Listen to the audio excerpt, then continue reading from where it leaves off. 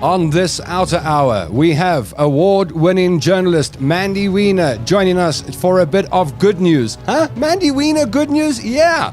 Mandy Wiener brings us some good news tonight. She's joined by the CEO of Outer, Wayne Duvenage, and the Executive Director of the Accountability Division at Outer, Stefanie Fick. And you, the other important part of the mix tonight on the other side of the screen. Do join us in the comment section as we start another Outer Hour. To eradicate corruption, maladministration, unethical leaders, and the abuse of taxpayers' money by those in power continues. It's fresh, it's fearless, and focused. The Outer Hour, where your voice matters.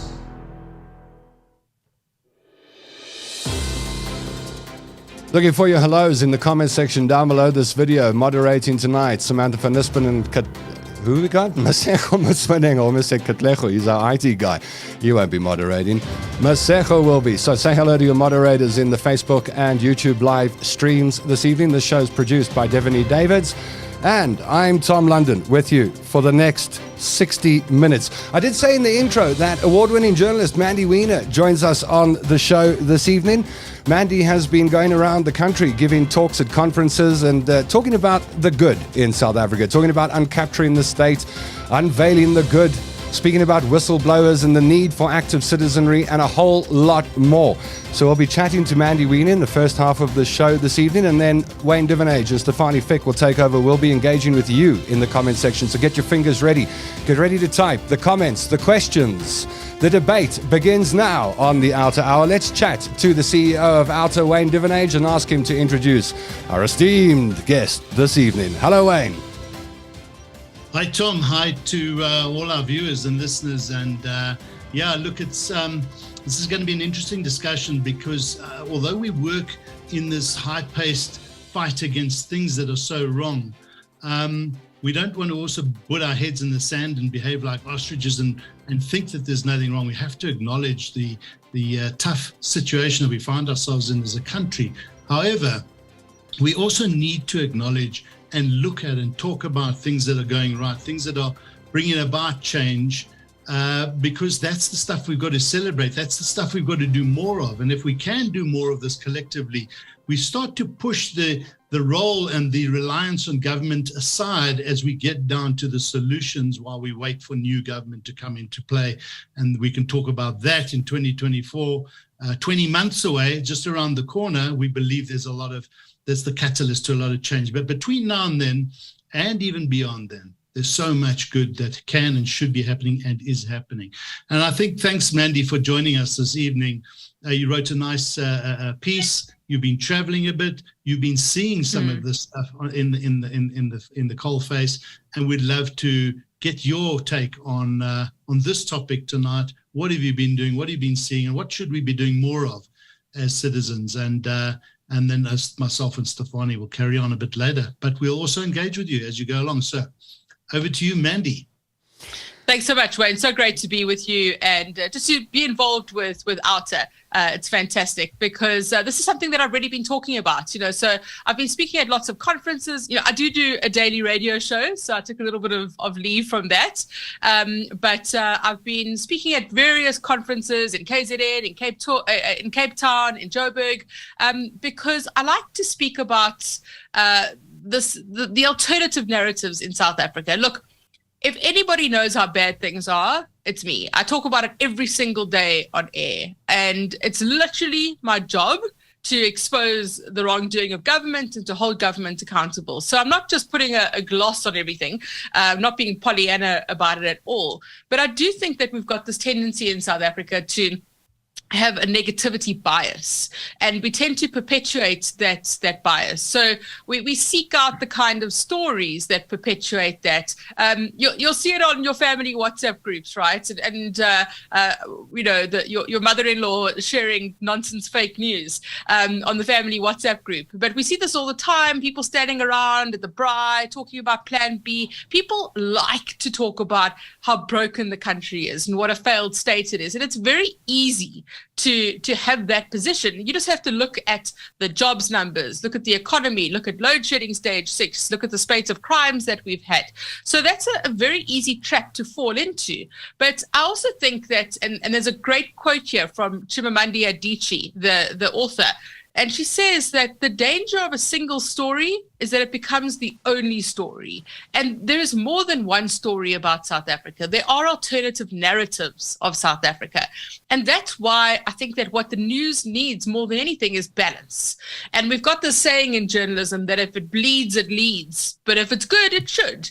So we do try and bring the balance, but I don't think we do a good enough job of that. So that's why I like to speak about what I call the hope dealers. And the hope dealers are guys like you, civil society organizations, whistleblowers, just good citizens, people that are making a difference, good civil servants, people that are actually doing their jobs properly. Because we're very quick to say, all police officers are useless. All prosecutors don't do their jobs properly. So I think it's important to sometimes highlight the fact that there are alternative narratives in South Africa and there are good stories to tell too. Yeah, no, lovely. And I think, Mandy, it's also about, doesn't necessarily have to have a massive impact. The stuff we're working on is big stuff, stopping car power ships, 220 billion rand negative impact. Those are nice, but what I sense you've been doing and seeing, and we're also seeing a lot of this in our community action network that we are finalizing now, is in these local communities. I remember a couple of years ago, I was at Kgalema Motlante's conference, and this young gentleman from a poor community got up and spoke with so much energy about him and his friends had started in their village their own government. And he introduced the Minister of Education. And this lady was rounding up retired mothers to do extra lessons for the kids at school. The Minister of Health was going to help the Gogos with their tablets and things to get them what they needed when they were ill. The Minister of Water was cleaning up the local rivers. It was just so encouraging to hear that. And in that microcosm, in that community, so much good was being done by 5 people. I mean, it's inspirational stuff. And that's it. It's those personal stories. So that's what I've loved, is just speaking to people in various parts of the country. There was a guy in Cape Town who came to me afterwards to say that he's a financial consultant and he's offering extra maths classes to people in his community on a Saturday. There are people everywhere in KZN, people talking to me about how they were making sure that infrastructure was working that was damaged by the flood. So in La Mercy, as an example, the community there came together and started a crowdfunding campaign, got retired engineers involved and got the road opened again and fixed the bridges. So I think the point here is that people go, well, I pay my taxes and government should be doing this stuff anyway. So I'm not encouraging a tax revolt by any means, but I think it's also important for us to acknowledge, and Imtiaz Suleiman always says that you can't have 6-7 million taxpayers looking after 60 million South Africans. So absolutely we pay tax. We need to hold government accountable, but we also need to help government and make a difference in our worlds where we can. And when we go down that road, we also start to find opportunities and we start to alienate the need and the reliance on government and provide the solutions and start to expose and then claim back. So it's like this social entrepreneurship environment that creates opportunities, and then people find ways to work around government's rules and plans. And if government can't enforce their rules and their abilities to collect revenues, the people will do it, but in other ways. And I agree with you.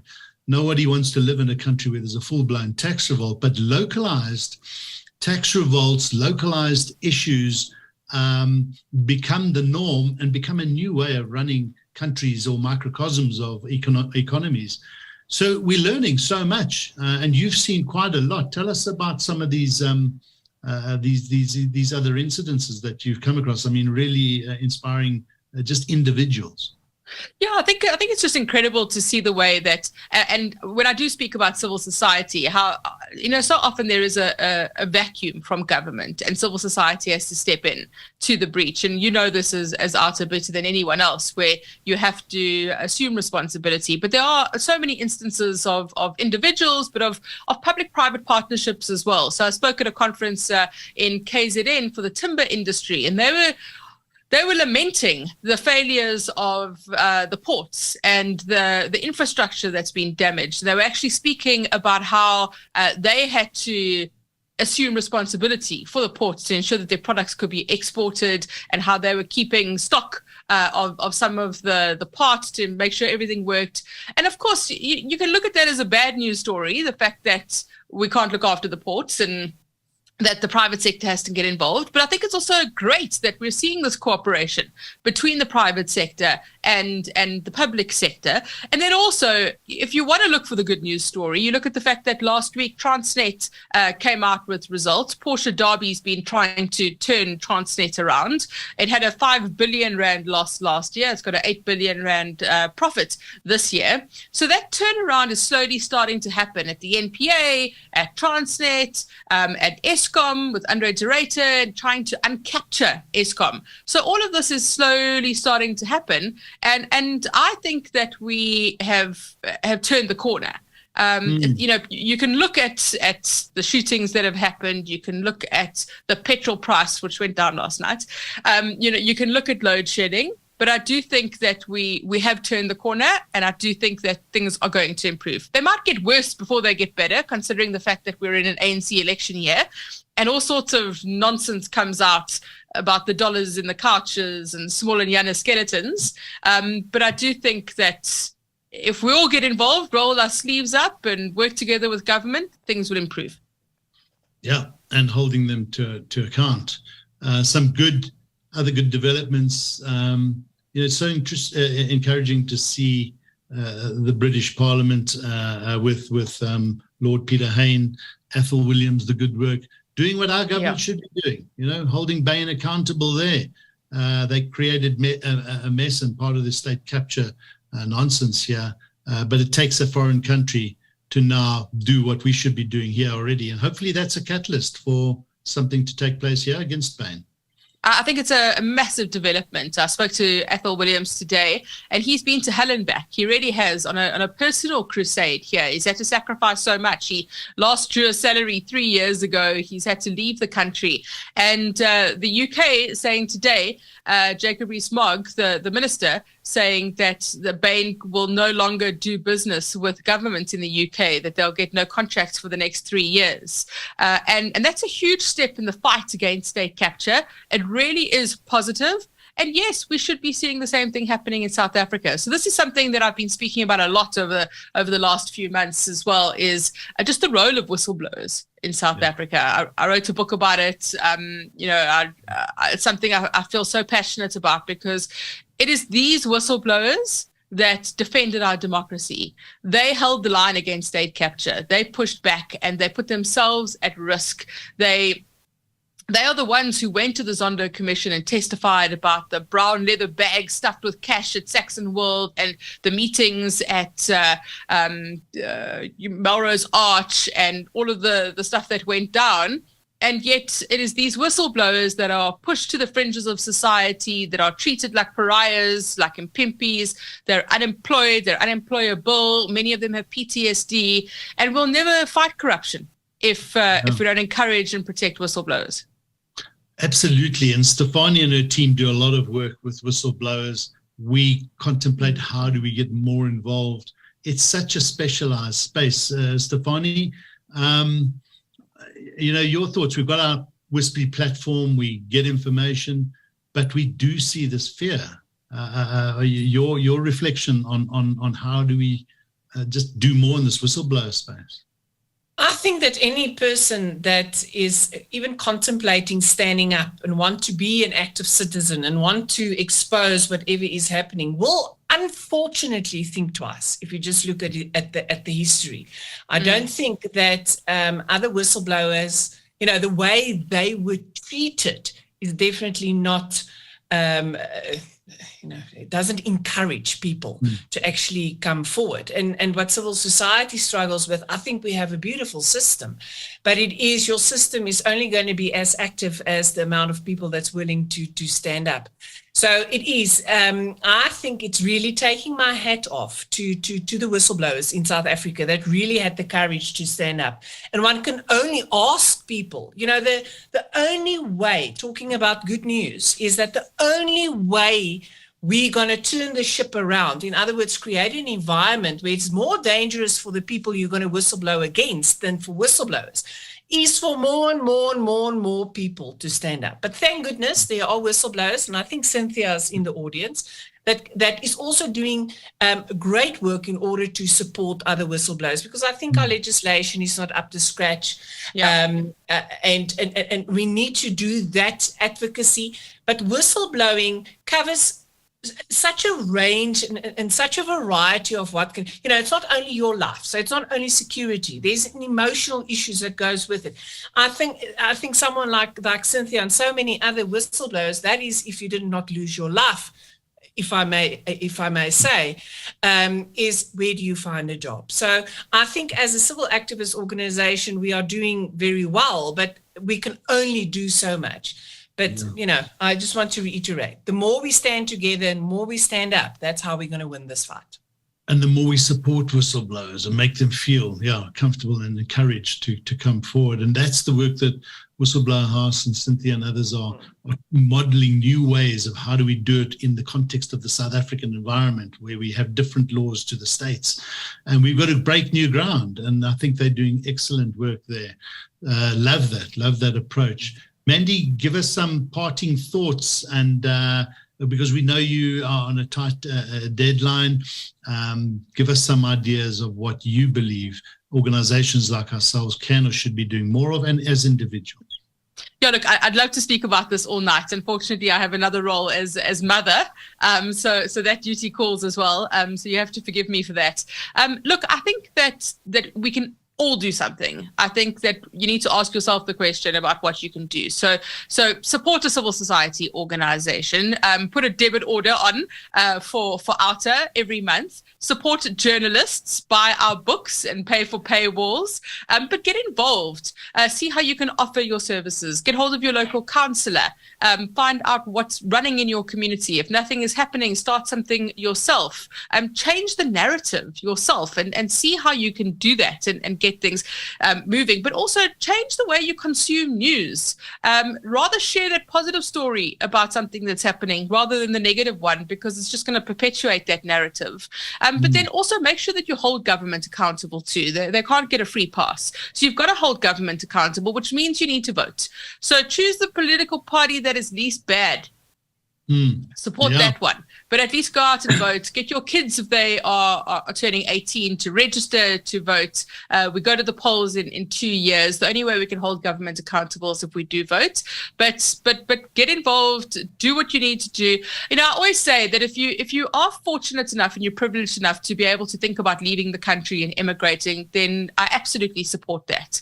Then go ahead, do it. But if you're going to stick around, then you've got to be positive and you've got to make a difference. And I always say, and this is what I talk about in my keynotes, is that South Africa is a country worth fighting for. Absolutely. We've just got so much diversity, beauty, the resources that we have and the people in the nation is just, it's just incredible, the potential we have. And I must just add before you go, Mandy, thanks to you and all the journalists. I often say that we couldn't have done our work if we didn't have a free press and if we didn't have a robust investigative media and press out there that are just doing so much of the good exposure, because exposure is one of the important elements of fighting corruption, is bringing the story to the fore, and that's where civil society then comes in, works absolutely on So Wayne, on that point, go this week, and if you're going to read something, read the series of stories that Jeff Wicks has written for News 24 on why Babita Deokaran was murdered. He has done the most incredible work. He has been courageous, and he has gone and he's looked at emails, messages. He's uncovered the rot and the reason why Babita Deokaran was gunned down in her driveway. She blew the whistle on corruption in the Gauteng Health Department. You put the brakes on payments that were dodgy tenders, and she lost her life for that. And the Gauteng Health Department has done pretty much nothing in response, nor has the ANC, nor has the Gauteng government. And that just shows the incredible courageous journalism, the bravery of a whistleblower, a good civil servant who pushed back. And those are the kind of stories that we need to pay attention to. Absolutely.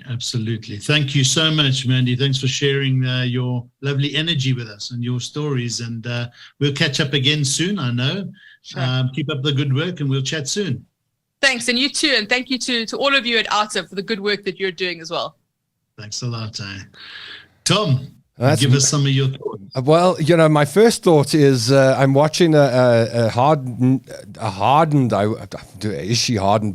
news and crime investigative journalist. I remember when Mandy, I was working at 702 and Mandy joined the team many years ago. Mandy must have been in the industry for 20 years. Doesn't look like it, but it must be going on 2 decades now. That she's been. Hey, what does that say about you, Tom? I thought you were gone. I thought I could say a whole lot of stuff about you. Listen, I was in my 30s when you arrived. I'm hitting 50 this year, so I don't have much room to talk. I'm the oldie here. But my first thought was, what is a hard news journalist doing looking for good? Why? I think it's the fatigue of hard news. Yeah. I think that for so many years I've dug into the underbelly of this country, and if anyone can tell you how bad it is, it's me. But I'm also such a patriotic South African that I think that we have to also tell the other stories. There are so many other stories.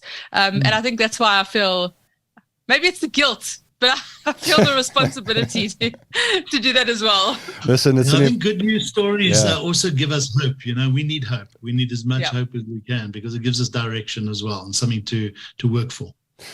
I like it. I like the spin, Mandy, and I love the fact that you're going around the country talking at conferences and bringing, shining the spotlight on some of the good in this country. I think it's incredibly important and valuable work. I hope you're enjoying it. I am. I think it's just the energy is amazing, and I think people are looking for hope. I think they're searching for anything to cling on to at the moment, because it's so easy to fall into that trap of looking at the negative. So I think that people are looking for hope, and I don't think it's hollow either. I don't think the stories that I tell are they're genuine, and they really are incredible stories of South Africans, if you want to see them, if you want to hear them. I thought you had to go and cook dinner for the kids or something. I've got to go read to my kids. Seeing that you're sticking around for another minute, let me ask you one more question. What's the reception been like? You do know they're going to walk in here. They're going to walk in here any minute now if I don't go. We'll make the show. Tell me before you go, what's the reception been like from the audiences that you're approaching? Obviously, there's a lot of negativity in the country, but what do you find when you give these talks? Yeah, so I start the talk always by asking the room how they feel. And predominantly the words that people use are negative, they are feeling insecure, they are angry, and it's all of these negative words. And at the end of it, people always come to me to speak about how I hope it's inspirational, but I also think that it makes people introspect. And really reflect and ask themselves what they're doing and how they can change. So I think the response has been fantastic. Well, it's great to hear that from one of South Africa's most influential people, that the good news is traveling through the country. Lovely. Thank you, Mandy. And go feed Thanks, guys. go I'm read really to the going kids now. Go read to the kids. It's nice to see you, Mandy, and keep well. Cheers, Tom. Cheers. Bye, everyone. Take care. Yes. So she's not, I can't talk about her if she's still on the line. But it's been so. She's still there. She's still there. She's gone now. It's okay. No, she's gone now. I got to say, and I mean this in the best sense, that working in talk radio all those years ago, watching these youngsters, because they were just youngsters in their early 20s coming into these news teams. they'd get sent off on these assignments. I'm trying to remember some of the names that are big names now, but they were all juniors back then, and they'd come back with rubber bullet wounds and tear gas in their eyes and all sorts. So they really did get thrown in the deep end, and Mandy was one of them, dipped into the hard news deep end of life. And it's just amazing to see how far they've come. They're not young or inexperienced anymore. In fact, they are leaders in the profession. So just lovely to have people of that caliber on the show and doing their work in South Africa. But Wayne, I want to pick up on something that Mandy was saying, and that is you encounter negativity wherever you go in South Africa, and it's not hard.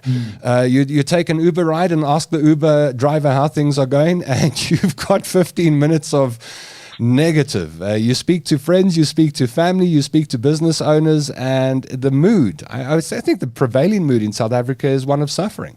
Why is it important for organizations like OUTA? Is it important for an organization like OUTA, for Outarians, for South Africans to actually look for positive as well? Should we just be getting our heads down and pushing against this wall of corruption and incompetence that we've seen? Or do we need to take a break from time to time and go, hold on a moment, let's take a bigger view? Yeah, look, Tom, that's a good question. I can frame it like this. As I said earlier, we are in a precarious position, a very dangerous position as a country, but there's too much invested for us to just let it go. So we adopt this view of we can't not do what we do. But if you're doing the fight against corruption all the time, and you don't acknowledge the things that are happening, the turn that takes place, then you feel like you're losing all the time. And some of the issues that we tackle take a long time. And as I've said in the past, we've got an 83% success rate in our projects. In other words, we measure, are we doing something that's positive and making a change and highlighting the issues and stopping people like Duvenage and the car power ships and the R2 matters and all of that. So those are the good stories that we celebrate when we can, but we don't only celebrate and look at our own stories. We look at the stuff that's happening out there. And we've been very involved, and Stefanie will talk a little bit about it now, the good news story unfolding on the Mqobane impeachment issue, on the Guptas being, brought back to South Africa. That's a real thing. They're in jail right now in Abu Dhabi. I mean, in Dubai, they are in jail. They're not out. They're not on bail. They haven't been granted bail. This is good stuff. The fact that the ruling party's policy conference didn't renege and go back on its step-aside policy. Now, people might say, yeah, but, what's really happening there? Well, what could have happened is it could have reversed that. It could have had Ace Magashula back in the NEC's offices next week and Zandile Gumede back into her roles. I mean, it just changes things for the wrong. So these are things that are, as Mandy said, these are turning point, significant indicators of a turning point that is coming. It's not here yet, and we've got a lot of work still to do. But the opportunities that are coming fast for change, for real big change, the catalyst, it becomes exponential as these cards start falling. The energy plan. We can all say, yes, is it going to be implemented and why so late? We acknowledge that. But the crisis, out of that crisis has come. Lifting of all limitations on private independent energy producers, or lifting, enabling the sale of land so that we can get moving faster. And what you will do is look back in 5 years and see a totally different energy picture. And those decisions were announced just in the last couple of weeks. These are big things that are happening right now. But Stefanie, tell us a little bit about what's happening in the Mqobane space, because this is good. Again, very late. She should have been gone a couple of years ago by now, but it's happening. Yes, so that is good news that eventually we are seeing the Section 194 inquiry in Parliament. What one realizes is the damage she did do to the office. And I think the good news, again, is the fact that she's actually suspended and removed. And then you start wondering, Really, why did it take so long? Because she did a lot of damage, and not just, the court cases was what we've seen in the news. Her total disregard. I'm really, my personal opinion is it was a total disregard for her duties, not that she didn't know them, or maybe a bit of a combination. But what is sad is I think the damage she did to the team as well. But I mean, there was that the witness that he was, he is the head of the Free State office. That was again a good news, a hero that stood up and was just not willing to go along with the shenanigans. And he's back at the office. So you also need people like that in order to give back to this, the Public Protector's Office, the respect it deserves. There's we tend to forget, because Advocate Mokobane, and I believe this wholeheartedly, decided to be a tool and was playing a political game. I mean, we've heard that, she asked that certain names were kept out of reports, etc., etc.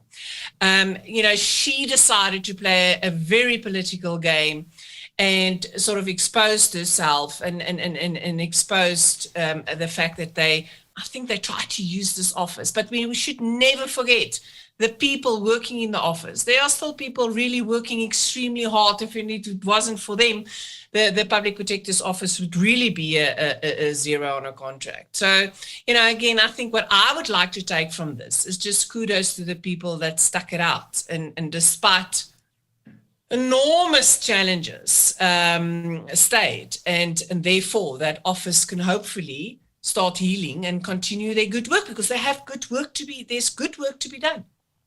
And the good people inside the NPA and the Public Protector's Office, even though there are challenges and problems that they face. And that's the thing that Mandy was saying, is that there are good policemen out there. There are good people in government, but it takes a handful. It takes 10%. It takes a small percentage to do the damage. And corruption is not going to go away tomorrow, even if there is a change of government. It's because it sets in. It becomes built into the culture of local government in some towns and municipalities and departments. So this is a journey that is accelerated by strong visionary leadership, which sadly is lacking. But that doesn't mean to say that we can't do that ourselves, or we can't highlight that. We bring that to the attention of a government, and they can't look away. We got to do enough to make sure that they see and feel the pain of their transgressions, that their own families are feeling the pain from their surroundings. And it does change that way. We've seen countries that are in a bad state and corrupt turnaround. We're one of those that we have to make this happen. So let's talk about how. I mean, we've spoken about the energy plan. We've spoken about the Guptas coming back. I think there will be 10,000 people at the airport to see that day arrive. It'll be bigger than Michael Jackson's arrival here in 1995. I'll be there, Wayne, that's for sure. Well, I think we'll be broadcasting live from there. Damn right. Absolutely. Yeah, so things happening on the international front and the local front. But what I like in the stories that we are seeing is in local government, where people are doing what government should do, and then exposing the incompetence of those councillors, and then claiming back where they can their towns and cities. And it's a choice that they've got in those broken towns. It's so sad to see people who've invested their businesses and homes there, and there's nothing left. The main road, it has to become a dirt road before you can resurface it. You can't just fill the potholes anymore. Everything is broken in some of these towns. And unless they do something about it and fix and take over and use the legal processes and run those towns themselves, there's nothing everything dies and decays. And we can't let. Right, well, let's spend the next half hour or so getting into the comment section and your comments and questions for Wayne Duvenage and Stefanie Fick. We are looking for some good news stories tonight, but anything's, there are no limits, so whatever you want to pop into the comment section, I'll put as much of it on screen and to Wayne and Stefanie as possible. So line your comments up. We'll be digging in to the comment section in just a moment. We'll get to Debbie Stephenson's comment in a minute or two, but I just wanted to ask you a question, Wayne.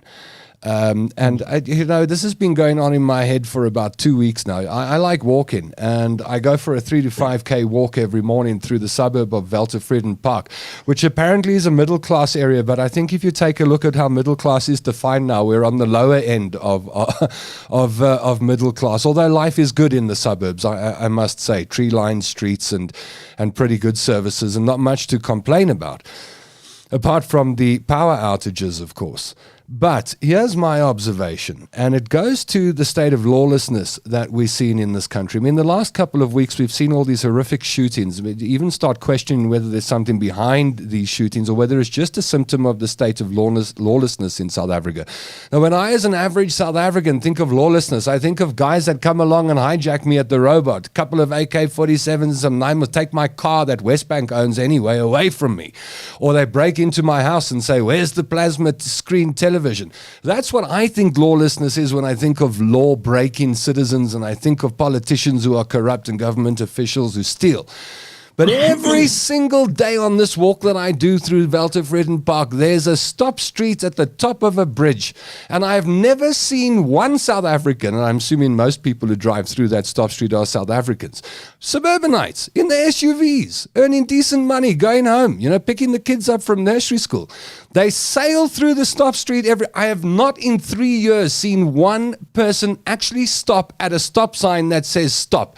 And I'm wondering what the word lawlessness actually means, and whether I count myself in, and my fellow neighbors and compatriots, whether we haven't just bought into the state of lawlessness as well. While we point fingers in one direction, we just sail through stop streets and do what we like. That law doesn't apply to me, and the Guptas don't think that law applies to them. Any comment on that? Yeah, look, I guess you can't say the degrees of lawlessness, because if it's wrong, it's wrong. But what we want to fix in this country is the fronting, is the middlemen, the bribes that are paid for the multi-billion rand tenders that take money away from the poor, the schools that need to be built, the hospitals. That's the type of stuff that gets our goat, but that doesn't make it right for you to pay the cool drink money when you're stopped by a traffic cop. That's wrong, because it's all of that behavior together that makes corruption become acceptable. It makes it endemic. It makes it, you're not going to get your license unless you pay a bribe. You're not going to get to the front of the queue unless you pay somebody.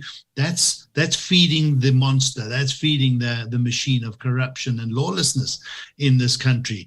So we've got to do our bit, every single one of us, to stay on the right side of the law. And when you are apprehended because you've went through a red light or a speeding, face the consequences.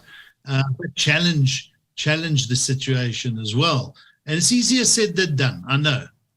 But if we're going to do it right, we're going to have to start there and fix everything so that we can look the boardroom businessmen, the directors in the eyes and ask them the question, is your business extremely corrupt-free? We know of businesses that have done deals with the local councillors, and they have their water accounts halved, and they make beverages. So they use the money. They don't pay the rates. They don't pay the taxes that they're supposed to pay. That's corruption, making money out of you and I. So the questions you've got to ask our business leaders. Is your business? I know it sounds flippant the way I described it, but I guess the serious part of my comment was if we're looking for a country full of law-abiding citizens, then the laws that we are breaking or the corruption that we enjoy when we go through a roadblock or get caught speeding and it's easier to pay the cool drink money, that's the kind of lawlessness that I think we can eradicate first while we deal with politicians and the corrupt in this country. Anyway, let's get to some of the questions, shall we? And take a look. Let's get to your questions now. Right, Debbie Stephenson says, is there any way whistleblowers can be incognito whilst giving evidence in court? This was one of the first questions that popped up in the comment feed this evening. Obviously, the judge would know who they are. Stefanie, when we talk about protecting whistleblowers, could that be part of the process? That we don't know their names, that we can't track their home addresses down and find out who their children are? Yeah, if the system works correctly, it can happen. It can happen that under certain circumstances, a witness can also testify that his identity is hidden. In other words, he will still testify and his testimony can still be cross-examined. And we can protect them. I mean, we've got witness protection in the NPA. Sometimes the system is a bit broken. I think your witness protection will only work as well as the people dealing with it. And then we must understand that the state probably doesn't have the resources it should. Thank goodness, I do think that we've moved. We are in different times.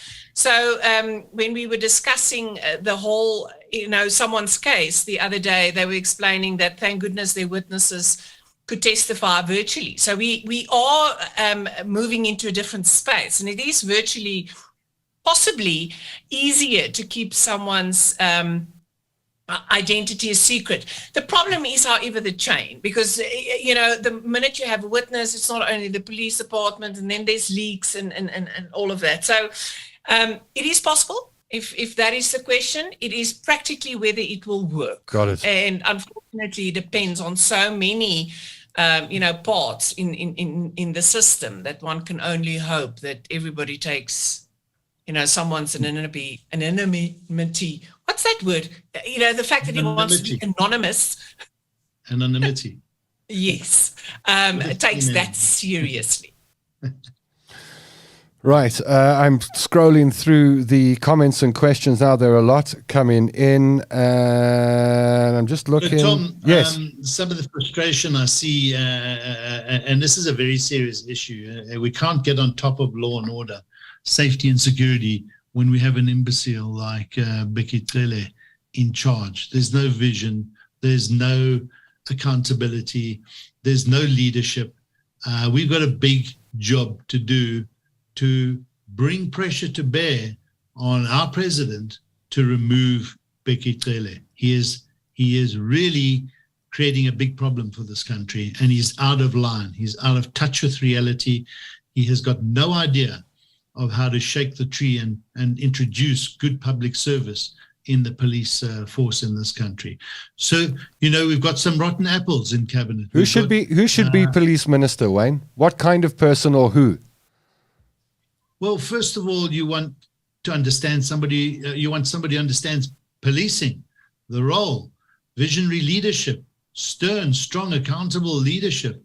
Many good people in the police force that can fill those roles. What you don't want to do is for instance, there's that meme that's going around that compares our head of military and the army and the SANDF to that of European countries, where there's just no understanding of the role, no experience. How do you rule and lead an entire department with thousands and thousands of people if you're not setting the vision and the pace at the top, and then permeating that through multiple programs to ensure that you have the highest standards, world-class standards? So that's what you're looking for. But Stefanie, I'm sure you've got some thoughts there as well. Well, yeah, no, I agree with you wholeheartedly. It's someone with a little bit of experience, because running a department like the police takes a little bit of experience, and I think there must be people with experience.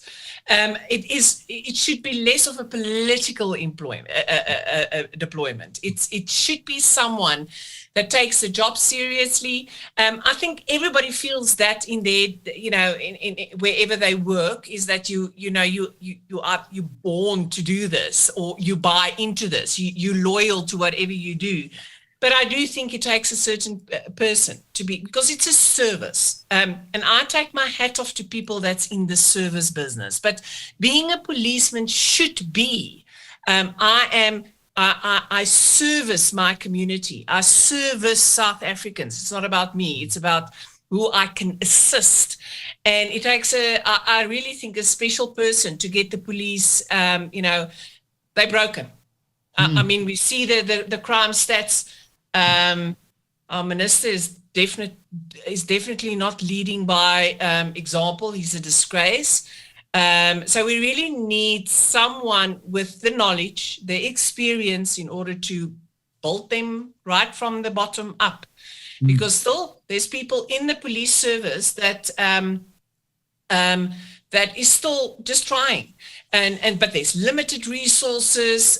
You're working with people that just don't want to, or is there because they're earning a salary, and that's not going to work. But again, you need to lead from the top, and we need proper leadership.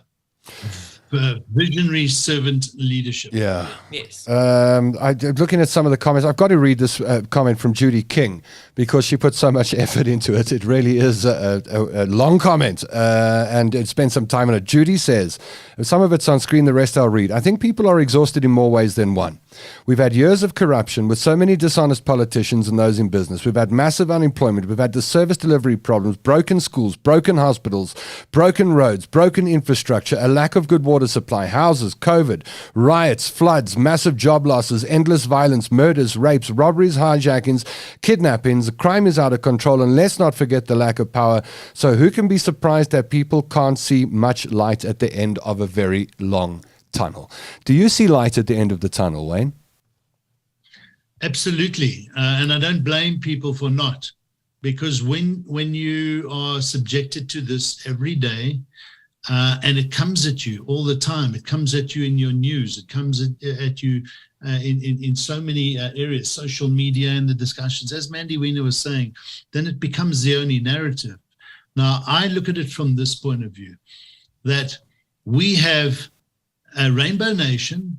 The research shows that people of various races respect and tolerate each other in this country. Contrary to the view that is being pushed out there by the naysayers, there is a lot of acceptance, vast majority of this ability to work together and tolerate and be a cohesive nation from a racial discrepancies and differences point of view. If you look at our resources, and if you look at what we have to offer the world, then we've got so much going for us. So if you understand a business and its potential, see a country in that vein, and you understand our potential, we are punching well below our weight. We know our potential. In amongst all this mess, I listen to interviews and podcasts and experts talking all the time, as I'm sure most of our viewers do dip into those kind of shows. And one of the comments that I picked up on this last week was on investment and international investment. If you put £1,000 into investment in London 20 years ago, and then you put $1,000 into South Africa on the JSE, for example, on the All Share Index, or going by the All Share Index, you'd have 4 times as much money if you'd invested in South Africa than if you'd invested in the London Stock Exchange. So here we are sitting trying to figure out how to make money and how to survive in South Africa, but you've got these international investors and people sitting outside the country who actually see opportunity. And I'm not excusing the rest of it, but I was surprised by that. Look, I mean, the environment and the conditions of those comparisons are very different, but I agree. So just getting back to, is there hope? The hope, I would say, would be far less, probably very pessimistic if Jacob Zuma cabal was still in power, and it was very close to that being the case in 2017. If we hadn't changed the NPA, yes, they are working slower than they should. If we don't have the systems and processes, the free press, the ability to challenge. So things are happening, and I think if we drive the narrative and do the work that has to be done as civil society, we can look back in a few years' time and be in a far better place. But it's not going to happen if we, the people, don't become the solution, be part of it, drive it, force it, and support entities that are doing the work of active citizenry and become active citizens ourselves. That's just the simple reality here. We cannot sit back and build our walls higher. We cannot ignore what's happening on the other side of the railway track, and we cannot just bemoan our plight. That's the quickest way downhill. So yes, it is not nice out there. It is not nice living in a country where crime is getting out of control, where the lights go out very often, and petrol prices where it is, inflation's going. But there are worse situations. People have survived wars, depressions. Countries have come out of these situations, but they do so on the back of a narrative and a willingness and a culture of let's fix it. Let's do something about it. I'm going to refer to a comment that came up a little earlier. I can't find it, but the comment related to IMF loans and conditions. What's Outa's position on going to the IMF and getting money from the fund? History teaches us that the more money you borrow from the IMF, the more the IMF tells you how to run your country. Where should we get our money from? And it goes to that comment that came in a little earlier on. Well, some might say that that's possibly a good thing. So if there are conditions to the loan, in other words, an IMF does have free market policy conditions that says, well, you have to do this with this loan, you have to do that, you have to rectify these situations, and they can call on those loans. So you become, as a country, beholden to a headmaster that's going to make sure that you do better with that money. Is that a bad thing? I don't necessarily think so. But others will argue and show you, and history will also show you that there are the downsides of the IMF controls. I don't think it's necessarily bad, but I think we shouldn't be taking out loans anyway. Jennifer van der Walt says Midvaal has a well-functioning municipality. What's Outa's comment on the Midvaal municipality? Well, there are many Midvaals in this country. We've been saying to, local government, in fact, we're engaging with Salga. We hear very often that people say there's not enough money for municipalities to survive. And our response is absolute nonsense. The municipalities have taken more money from its citizens. There are similar-sized municipalities in some parts of the country that perform in exactly the same size from a population, from a potential of a business investment point of view as others. And some collapse and others thrive, like the Midvaals. And the only question is you got to ask us why. And it comes down to good governance. Simple as that. Competence, good governance, active citizenry. And so we tell these people that are operating in the local government space, when they cry for more money, not at all. It's not going to happen. You've got to make do with what you got and fix and get people to invest and pay their bills. If you can't collect your own outstanding debt, of course you're not going to have money to fix your municipality. Learn how to run a municipality. There's a lot of Midvaals. We need more of them. Good. Tyron Richard Sykes, let's get through as many questions as we can in the next 10 minutes. Tyron Sykes asks this question: how rich is our country without corruption and bad governance? I personally think we would be a superpower. I'd love to see any answers in the comment section from viewers to this question, but let's ask you. What do you think the economic potential of South Africa is if we removed incompetence and corruption? The sky's the limit. I promise you right now. If you look at what we have as a country, the infrastructure, no other country in Africa other than Egypt, and I think now Kenya, has the vehicle production capacity that we have, that has the road network, the banking infrastructures, the electricity infrastructure. I'm talking about infrastructure, although the power stations have been decimated somewhat. You talk about all of that stuff and the resources, by the way, the minerals and the tourism. I've said this before. We have a tenth of Australia's tourism. It takes ages to fly from Europe, where the markets are, to Australia. It takes a longer, they've got a rock and a kangaroo and a barrier reef. What have we got? Overnight, you go to sleep in your plane in Europe and wake up in South Africa with all the diversity. Our tourism should be 10 times the size. So you put all this potential together and you take away the corruption and the waste and the maladministration and the inefficiencies of government, and you have a tenfold effect and exponentially that can grow.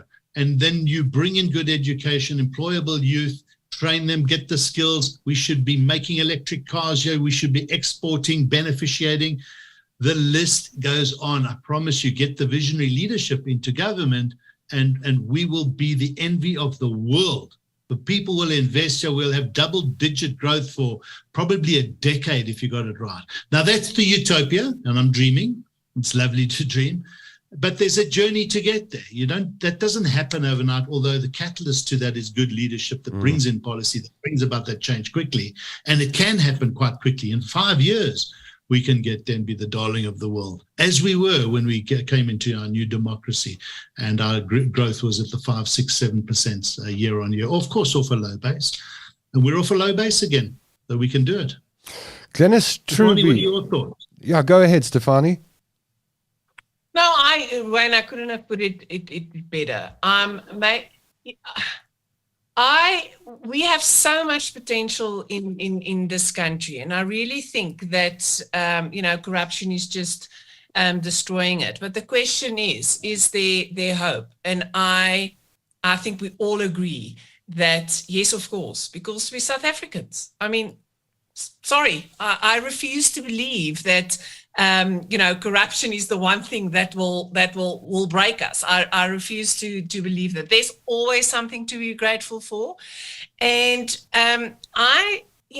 to make South Africa great will take more than the government. Will take more than a political party. It takes a village to raise a child. That's I heard it the other day, and it's sort of the same. It's going to take each and every one of us to make South Africa great.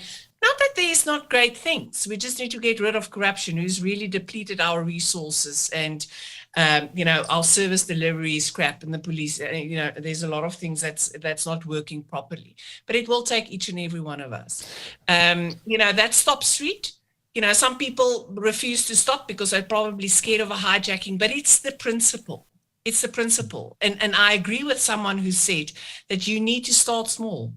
You may not have the resources to do something big, but a lot of small things. How do you build, how do you build a house? You don't put a house down. It's brick by brick by brick by brick. If you stop building, the house will never get built. So, Stem Sam. Glenys Truby says, this is a land of great opportunities from a business point of view. We just need to have a positive outlook and come up with innovative ways to improve it ourselves. Judy King asks this question. You were talking about change, Stefanie. Judy King says, maybe that means a change of government, a whole new beginning, a whole new government. What does Outer say? Good idea. I mean, I think we all... Let's answer it this way. I think we need electoral reform so that we can get the proper people in proper politicians and proper MPs, so that government is again a calling, and you're not there to see if you can get your hands on resources. I must say, I come from government, and I think, government has always had a bad name. Firstly, it's bad service, joking about, after 4, you can't get hold of any, and it just went downhill from there. But government, I think, is a calling, because you are in the Department of Service. And I think there's still good people in government. Please don't knock the fact that there is still good people everywhere, but we need to get rid of the bad apples. So I won't get rid of everybody in government, but let government officials show and perform in order to keep their positions. That's my 10 cents. I hope I've answered the question. Yes, you have. And I think we got time for one more question. This comes from, she was first on tonight, so whoever comes on first in the comment section is our Chief Whip. Chief Whip tonight is Claire Feldman. A question for Stefanie. Is there any way of fast-tracking court matters, Stefanie? The amount of delays and postponements slow the entire process. Justice delayed is justice denied. Your court process has always been tricky in the sense it's specifically criminal matters. And objectively, I'm always saying that if you sit on the other side, let's say, for example, you are being accused and you believe you're innocent, you would like the opportunity and ability to defend yourself. So you would need the time. If your attorney is sick, you would want that postponement. But I think what has happened is, again, we have examples of people that is just throwing all types of things at the court processes, trying to prolong it. I think I've read the other day that the whole weapon debacle with our former president it's a 20-year anniversary. I mean, it's ridiculous. Can it be 20 years, or did they say 10 years? In any case, it's a long time. But subjectively, I think we again need the people in the NPA and in the police that has got the experience, that someone has said, that's got the intelligence, yes, that has got that service mentality, and to just force the fact that cases should be dealt with in a speedy manner, and that we will not tolerate this sort of Stalingrad technique and all of that. So I believe what goes around comes around, that you can only run that far and then justice will prevail. But I agree wholeheartedly that what we're seeing is just, people just get away with stuff. And I do believe, again, it's getting the right people in the right positions. Causes frustration. All right, let's put the last comment up. And Cynthia Stimple says, imagine us making our own cars and airplanes. Imagine us creating a quality education system which would project to future educated, qualified people who can reason, debate, create at all levels. It's a lovely closing comment tonight, one of the last ones I'm seeing in the comment section. And when I read that comment, I think of some wonderful people just south of Johannesburg at Tedderfield Airfield, a company called the Airplane Factory, James Pittman and Mike Blythe and co., who years back decided they were going to build their own aeroplane company. And they are doing so well. They're selling aeroplanes all over the world now. They're currently at Oshkosh in America. And we have our own aeroplane manufacturer in South Africa that is doing phenomenally well. Despite all the doom and gloom and the problems we've got these really innovative people that exist in our country. And if they can find a way, and if there are examples like that, then why can't we build our own electric cars? And why can't we do better as a country? Your closing comments, Wayne?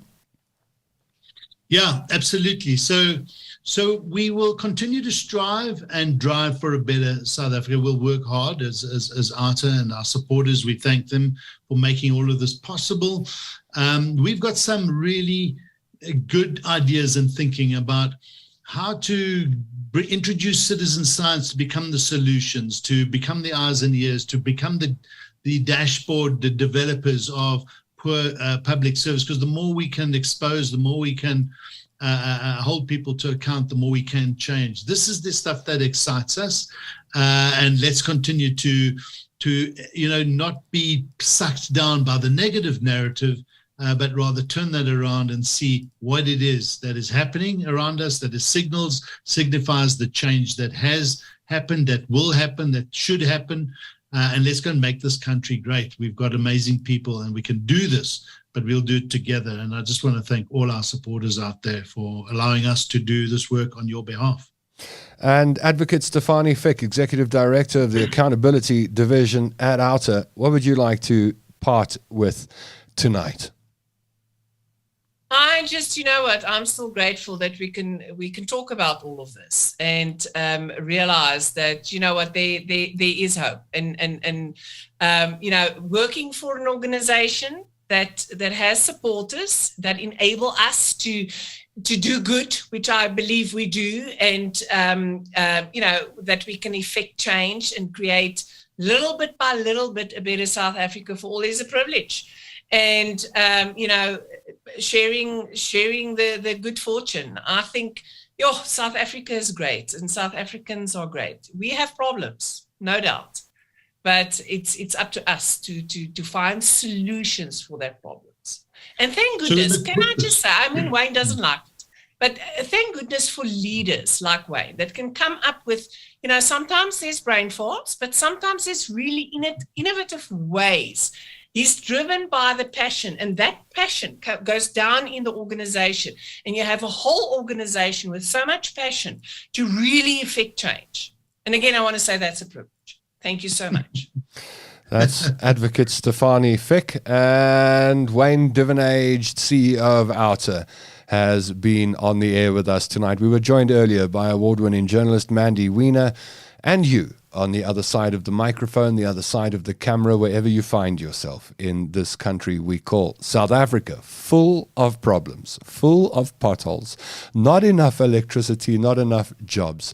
But, and I as I've been listening to this conversation tonight, as I'm sure you have been, wondering, is there light at the end of the tunnel? Is there a ray of light, silver lining on the edge of the clouds? I got to tell you, for the last couple of months, I've been feeling it. And maybe I'm a bit wacko, but I'm a firm believer that things have to get worse before they get better. I also believe that South Africans have a remarkable tolerance for pain, that things have to get really, really bad before we get gutful and turn the tables upside down and say everything must change.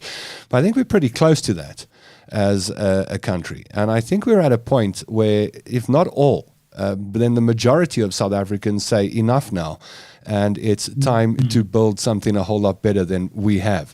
So I'm filled with hope. I'm not impressed with what I see around me on a daily basis, and I'm going to continue moaning about the people who drive through stop streets, because I think charity begins at home.